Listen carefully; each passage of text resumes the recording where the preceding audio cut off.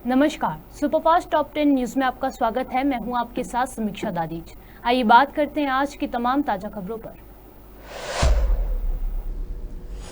उद्योगपति मुकेश अंबानी के छोटे बेटे अनंत अंबानी और राधिका मर्चेंट के विवाह समारोह में शामिल होने को लेकर जोशीमठ के शंकराचार्य स्वामी अविमुक्तेश्वरानंद सरस्वती ने कहा कि वो वर वधू को आशीर्वाद देने गए थे। उन्होंने कहा कि इतने बड़े आयोजन में न तो शराब परोसी गई और न ही मांसाहार। अंबानी परिवार ने अपने बेटे का विवाह किया। हमारे यहाँ ये माना जाता है कि महाजनों के रास्ते पर ये समाज चलता है। महाजनों ये नगदः सपन्थाः। ये भी कहा गया है यद्यदाचरति श्रेष्ठः तत्तदेवेतरो जनः सहयत् प्रमाणम कुरुते लोकस्तदनुवर्तते। जैसा विशिष्ट जन कर देते हैं, आम लोग भी उसी का अनुकरण करते हैं। तो हमको जब ये बताया गया कि ये ऐसा एक विवाह अंबानी परिवार के द्वारा किया जा रहा है जिसमें लंबे समय तक कई कार्यक्रम आयोजित किए जा रहे हैं, लेकिन किसी एक दिन भी एक बोतल शराब नहीं परोसी जा रही। पूरी तरह से इस बारे में दृढ़ता से व्यवस्था बनाई गई है कि शराब किसी भी दिन किसी हालत में परोसी नहीं जाएगी। हजारों व्यंजन बनाए जा रहे हैं अलग अलग मौक़ों पर, लेकिन एक दिन भी कोई भी मांसाहार का व्यंजन उसमें नहीं बनाया जा रहा। इतना ही नहीं, बहुत सारी जो धार्मिक विधियां हैं उनका यथावत अनुपालन किया जा रहा है।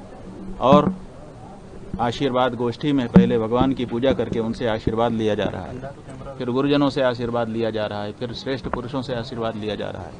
इस तरह से भारतीय संस्कृति का अनुसरण करते हुए ये विवाह किया जा रहा है।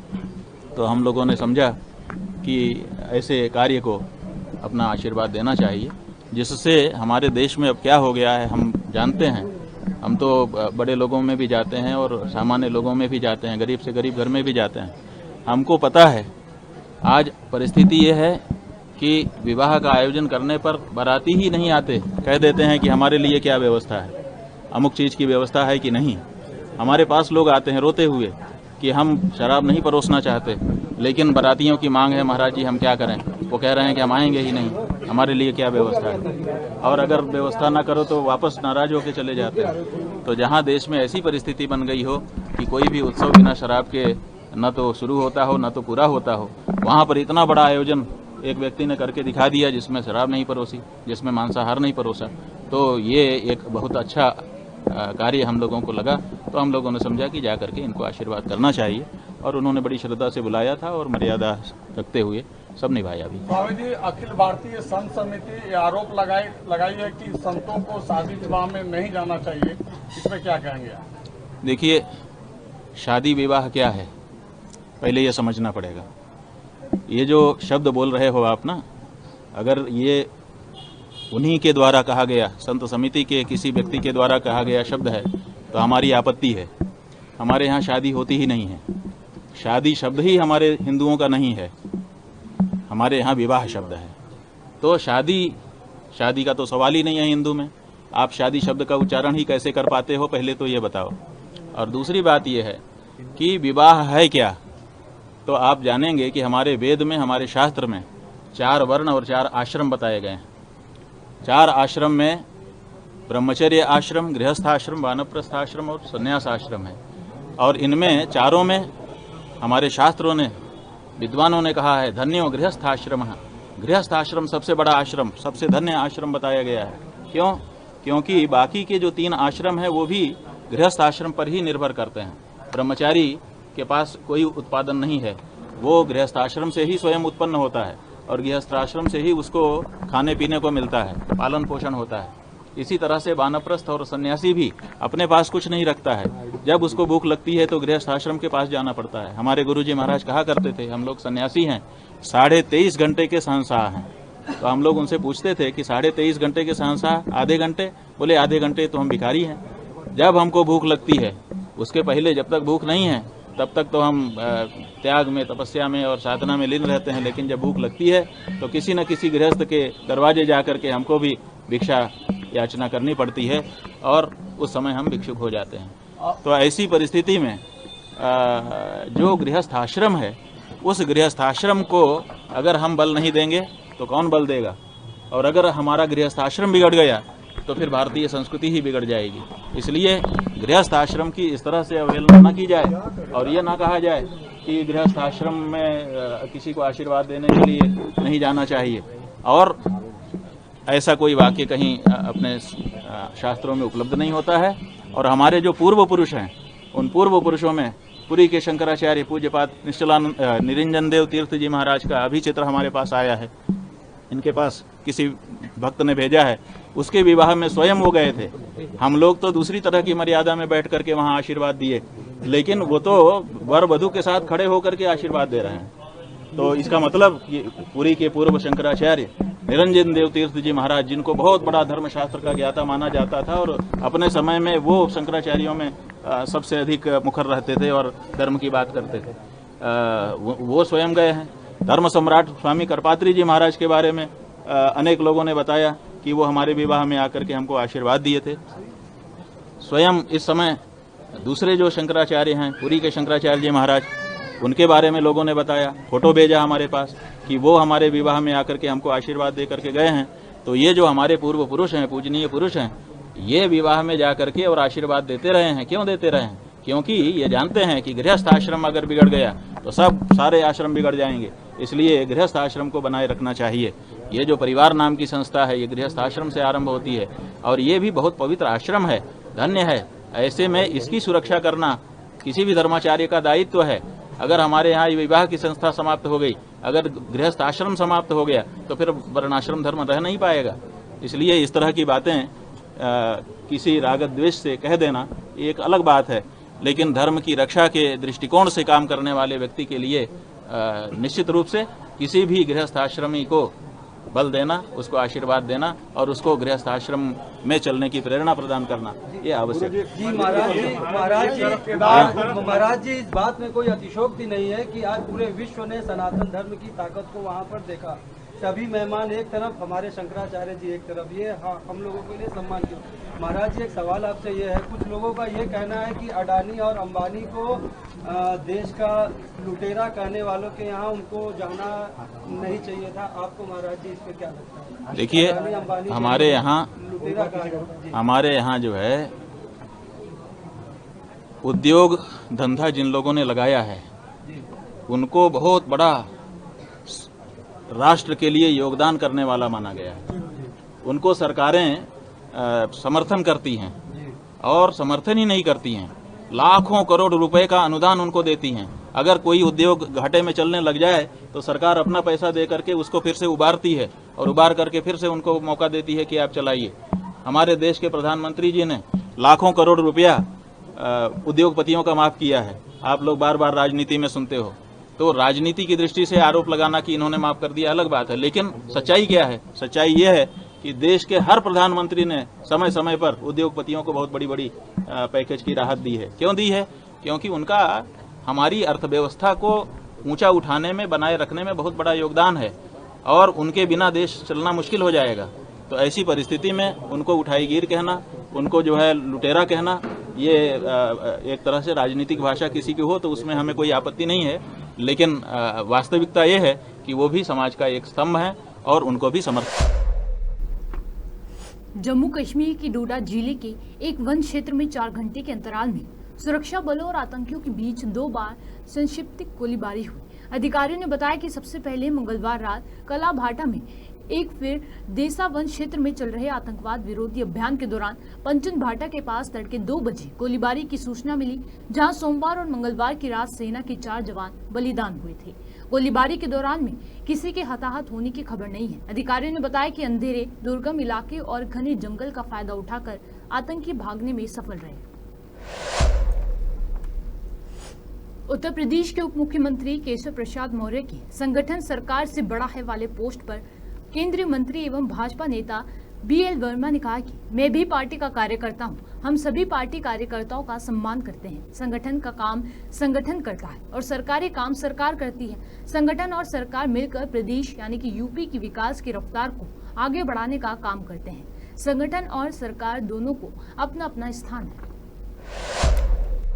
सवाल ये भी है सर, केशव प्रसाद मौर्य जी ने एक ट्वीट किया, उसमें उन्होंने लिखा है कि संगठन सरकार से बड़ा है, कार्यकर्ताओं का दर्द मेरा दर्द है, संगठन से बड़ा कोई नहीं, कार्यकर्ता ही गौरव है। आप कैसे देखते हैं, क्या कहेंगे? देखिए, मैं भी कार्यकर्ता हूं और कार्यकर्ताओं का सम्मान कहीं होता है। कार्यकर्ता आधारित पार्टी कोई है तो भाजपा है, तो कार्यकर्ताओं का सम्मान तो हम सभी करते हैं और संगठन और सरकार मिलकर के ही हम आगे बढ़ाते हैं। जो संगठन का काम है संगठन करता है, सरकार का काम है सरकार करती है, और संगठन और सरकार मिलकर ही हम आगे देश की और प्रदेश की विकास की रफ्तार को आगे बढ़ाने का। मतलब आप ये नहीं, आप दोनों को एक ही पल्लड़ में देख, संगठन सरकार से बड़ा होता है। देखिए, संगठन अपनी जगह पर है, सरकार अपनी जगह पर है। संगठन अपना काम करती है और कार्यकर्ता का सम्मान संगठन भी करता है और सरकार भी करती है, और चूंकि सरकार भी हमारी है तो इसलिए हम एक दूसरे के पूरक हैं। एक अंतिम सवाल, मीटिंग भी चल रही है, कल भी नड्डा जी के साथ मीटिंग हुई है, केशव प्रसाद मौर्य आए थे, उत्तर प्रदेश बीजेपी के अध्यक्ष आए थे, लगातार वही मंथन वाली ही बातें चल रही है। अब ये तो हम लोग दिल्ली, हम तो दिल्ली रहते हैं और जब आते हैं तो मैं प्रदेश में जाता हूं तो प्रदेश के नेताओं से मिलता हूं, और प्रदेश के नेता दिल्ली आएंगे तो फिर नेताओं से मिलेंगे। ये तो औपचारिक अनौपचारिक चर्चाएं, वार्ताएं या भेंट होती रहती हैं, इसमें कोई इफ वट करने की आवश्यकता नहीं है। मुझे लगता है कि वो आए होंगे तो। मॉनसून शुरू होते ही चांदीपुरा वायरस ने गुजरात और आसपास के राज्यों में अपना सिर उठा लिया है। पिछले 3 हफ्तों के कहर बरपा रहे चांदीपुरा वायरस ने गुजरात में 8 बच्चों की जान ले ली है, जबकि कुछ अन्य संदिग्ध मरीजों की सैंपल जांच के लिए भेजे गए हैं। जून के आखिर हफ्ते में उत्तरी गुजरात के साबरकांठा जिले के हिम्मतनगर में चांदीपुरा वायरस का एक संदिग्ध मामला सामने आया था, जिसके बाद अब तक राज्य में कुल 13 मामले दर्ज किए जा चुके हैं, जिनमें से 8 बच्चों की मौत हो चुकी है।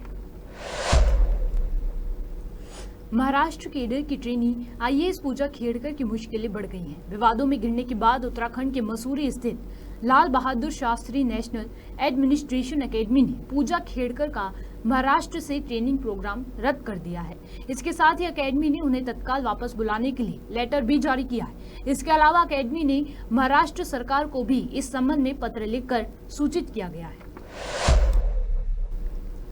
बिहार में विकासशील इंसान पार्टी वीआईपी के अध्यक्ष मुकेश सैनी के पिता जितन सैनी की हत्या के मामले में नए खुलासे हो रहे हैं। हाल ही में ये बात सामने आई थी कि जितन सैनी हत्या का मामला ब्याज के पैसों से जुड़ा हो सकता है, और अब एक सीसीटीवी फुटेज भी सामने आया है। दावा है कि इस फुटेज में नजर आ रहे लोगों में मर्डर से संबंध हो सकता है। जम्मू कश्मीर के डोडा जिले में आतंकी हमले में 4 जवान शहीद हो गए हैं। इलाके में सेना का सर्च ऑपरेशन अब भी जारी है। मंगलवार रात को भी इलाके में फिर से गोलीबारी हुई। वहीं दूसरी ओर आतंकी हमले में जवान की शहादत को लेकर सियासी बयानबाजी भी जारी है। एआईएम प्रमुख ओवैसी ने घाटी में लगातार हो रही आतंकी घटना को लेकर मोदी सरकार पर निशाना साधा था। अब छत्तीसगढ़ के मुख्यमंत्री ने ओवैसी के सवालों पर पलटवार किया है। कश्मीर में जो जवान शहीद हुए हैं, उसे लेकर ओवैसी कह रहे हैं कि सीएम ने कहा था घर में घुस के मारेंगे, अब क्या हो रहा है? वो तो दुनिया देख रही है किस तरह से घर में घुस के मारे हैं, कैसे सर्जिकल स्ट्राइक किए हैं, जैसे एयर स्ट्राइक किए। तेलंगाना के मुख्यमंत्री रेवंत रेड्डी ने राज्य के किसानों को बड़ी खुशखबरी दी है।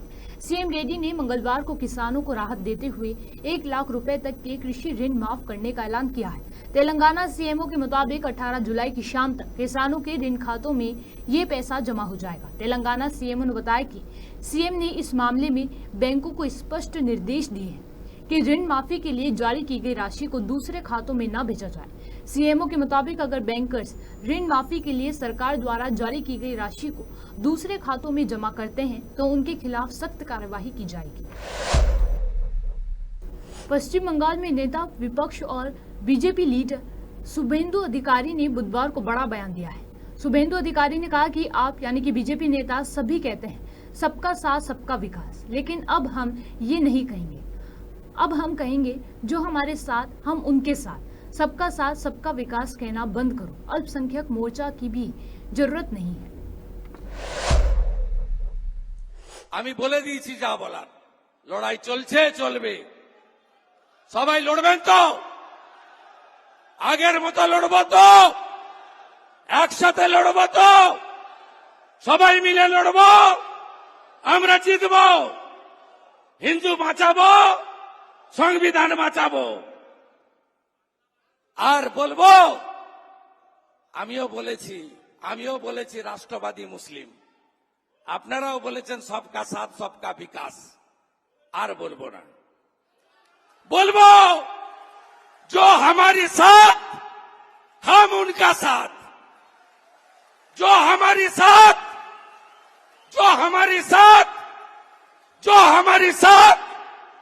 हम उनका साथ, सबका साथ सबका विकास। बंद करो नो नीट संख्यालघु मोर्चा। ভালো থাকুন, जय श्री राम। भारत मौसम विज्ञान विभाग ने बताया कि गोवा, गुजरात, दक्षिण आंतरिक कर्नाटक, तमिलनाडु के घाट क्षेत्र और केरल में अगले 4-5 दिनों के दौरान अलग अलग स्थानों पर भारी बारिश से बहुत भारी बारिश होने की संभावना है। आईएमडी ने कहा कि मध्य प्रदेश, उत्तराखंड, पंजाब, हरियाणा और पूर्वी राजस्थान में बुधवार को भारी वर्षा होने की संभावना है। दिल्ली में सप्ताह की शुरुआत बारिश से होने के बाद मंगलवार को मौसम उमस भरा रहा, लेकिन इस बीच आईएमडी की बुलेटिन के अनुसार बुधवार को सामान्य रूप से बादल छाए रहने और मध्य स्तर की बारिश की संभावना है। मौसम विभाग ने पूर्वोत्तर के राज्य असम, नागालैंड, मिजोरम, त्रिपुरा और मणिपुर में भी भारी बारिश होने की संभावना जताई है। सुपरफास्ट टॉप 10 न्यूज में आज के लिए सिर्फ इतना ही। देश और विदेश की तमाम बड़ी खबरों से जुड़े रहने के लिए देखते रहिए पॉपुलर टीवी। धन्यवाद।